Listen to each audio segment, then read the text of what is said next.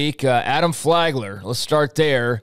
After testing the NBA draft waters and going through the process of just trying to see what pro scouts think of his game and where he kind of fits in at the next level because of the rules that were passed years ago, you are able to do that and even hire an agent and not, have to worry about never being allowed back in college again. So Adam Flagler took advantage of that opportunity like Matthew Meyer has done the last couple of years and went and put his toes in the water and found out that, it's just not quite right just yet.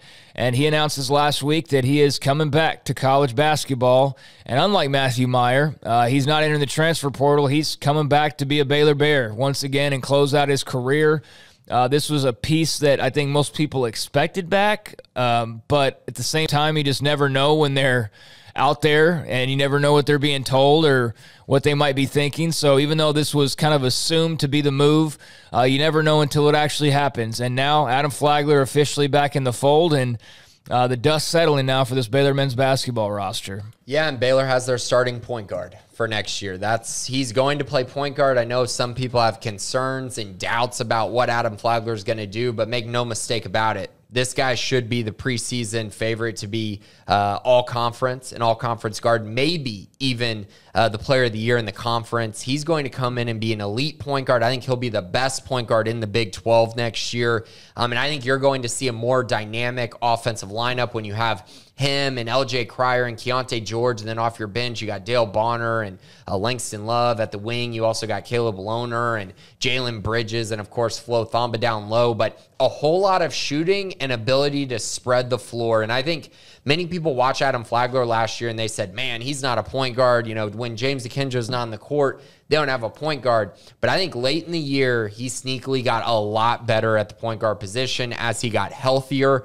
And I really think he's going to be elite at that position. And the big things I tweeted about this were kind of just talking about the fact that they're going to have three guys who are going to shoot 40% from three with Flagler, Cryer, and Keontae. You got Jalen Bridges, who I do think can be a 38% to 40% three-point shooter as well. You got guys off the bench who can shoot, but they're going to create so much spacing, and that's really going to help Adam Flagler out in the pick-and-roll game.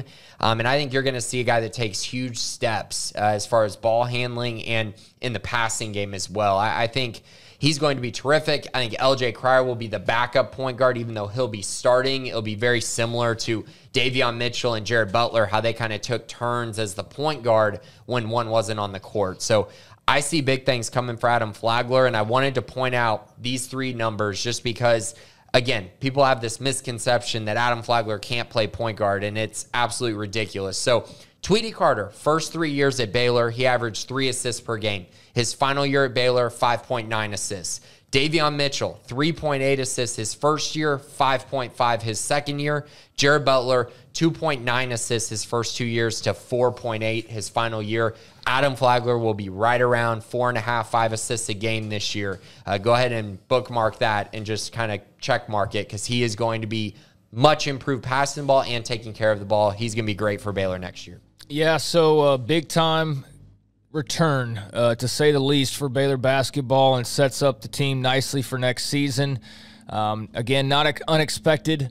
There wasn't a lot of buzz with him in the draft necessarily, but he got his grades and he got his reviews, and now he knows what he needs to come back and work on, so he'll have that little extra chip, and also, hey, wanting to close it out strong with Baylor basketball. So exciting times for men's hoops.